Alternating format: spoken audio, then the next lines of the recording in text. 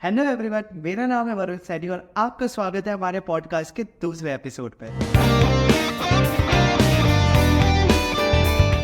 हमारे पिछले एपिसोड में आप सब मिले अर्जुन से, जो कि काफ़ी ब्राइट स्टूडेंट है।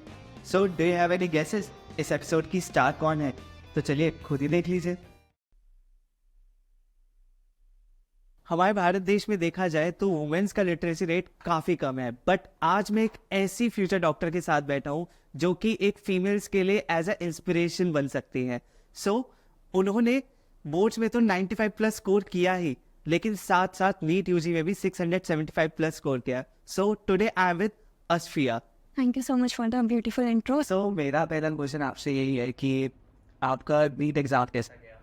नीट का एग्ज़ाम मतलब जो सोचा था, एक्सपेक्टेशंस थी कि मतलब जैसे होना चाहिए था ना कि नीट का डे बिफोर नीट जैसे स्पेंड करना चाहिए था, वैसा नहीं हुआ था बिल्कुल भी। मतलब बिल्कुल ऑपोजिट हुआ था जो टीचर रिकमेंड करते हैं। तो आई वॉज वेरी स्ट्रेस्ड कि मतलब अच्छा जाएगा या नहीं जाएगा, नींद भी पूरी नहीं थी।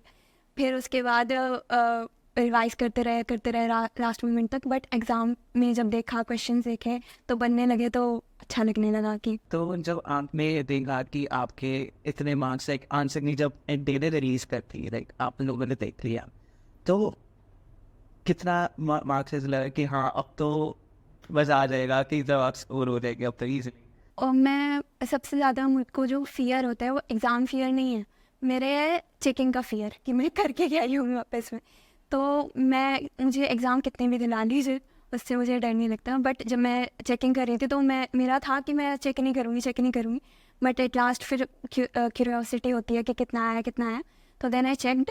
उसके बाद जब क्वेश्चन जो बहुत सिली क्वेश्चन हो रहे थे वो गलत हो रहे थे, गुस्सा आ रहा था और मेरे को लग रहा था कि नहीं बैठ पाएंगे अबव 670। बट जब मैंने कैलकुलेट किया देन आई स्कोर्ड 676। तो अच्छा लगा पहले तो बहुत कि मतलब ये कर लिया अब। सो पहले बात चल रही थी कि अब की बार के सिलेबस में कुछ एड ऑन्स है, कुछ चेंजेस है।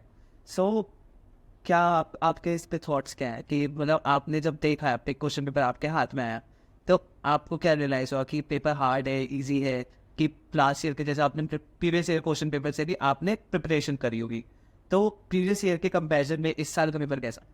आई वुड से क्वाइट ईजी। मतलब उसके कंपैरिजन में मतलब कंपेरेटिवली सेम थे, बट ए वाला मुझे थोड़ा सा ईजी लगा क्योंकि मैंने 2023 का पेपर भी दिया था नीट से पहले। तो उसमें मेरा मतलब इनके कुछ क्वेश्चन थे that I find difficult. But 2024 में मतलब अराउंड 1-2 क्वेश्चन होंगे जिसमें मैं अटकी थी, मतलब जिसमें ज़्यादा सोचना पड़ रहा था। बाकी मैंने चाहे गलत किए पर कर दिए थे। और आप जब आपने आंसर की से आपके मार्क्स इतने आपने कैलकुलेट कर लिए, तो आपने जब अपने पेरेंट्स को बताया तो उनका क्या रिएक्शन था? तो हाँ, विन ना जॉइंट फैमिली की सब थे, तो मेरे को अकेले में नहीं करना था कि मुझे डर लग रहा था कि क्या बनेगा। तो मैंने सबको बिठा कर बोला कि मैं पेपर चेक कर रही हूँ। तो सब मेरे अराउंड सर्कल बना के बैठे थे। उसके बाद जब मेरा स्कोर आया तो पापा मम्मा तो बहुत खुश थे एंड पापा हक भी। मतलब पहले ज़्यादातर तो मैं ही पापा को हक करती हूँ, मतलब ज़्यादा दूर दूर ही करते हैं, बट फर्स्ट टाइम उन्होंने भी किया और मतलब दोनों बहुत खुश हुए मैंने।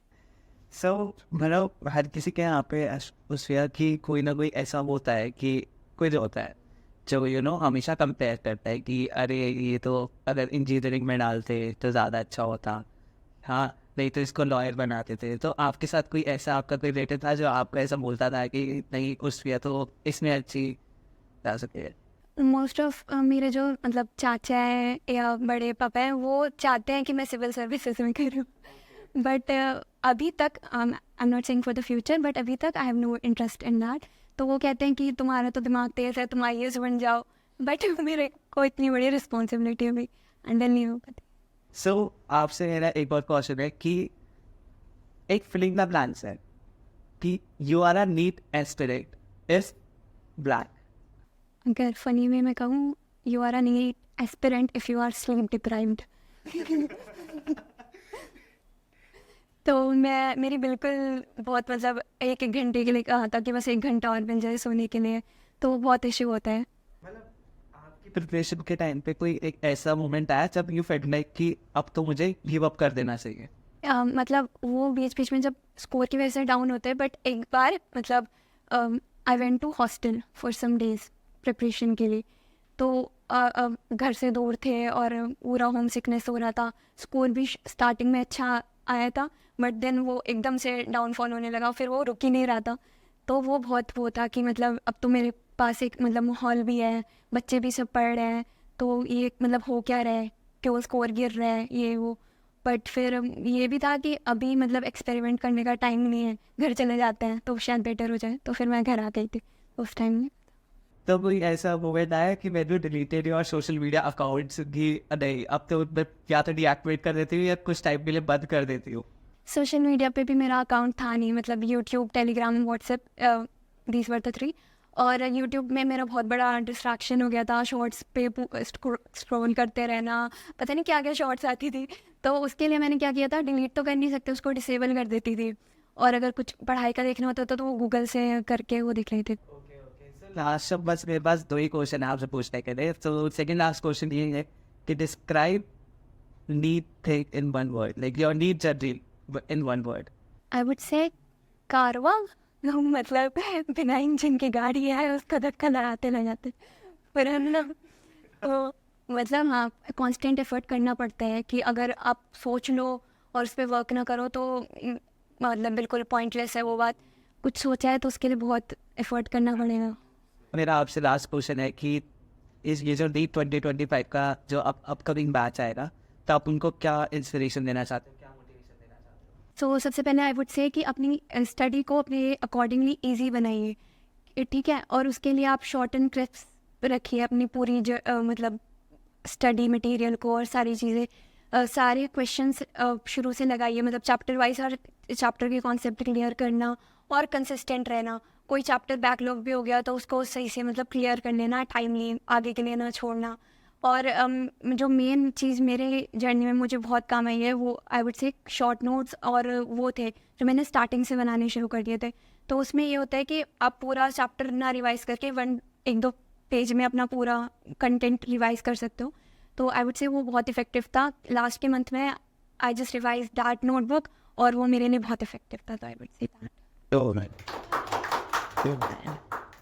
So, Uspriya, we have a small duty for you. I hope you will like it. Thank you so much. It's so good. Thank you so much for your time, Uspriya. Thank you for inviting.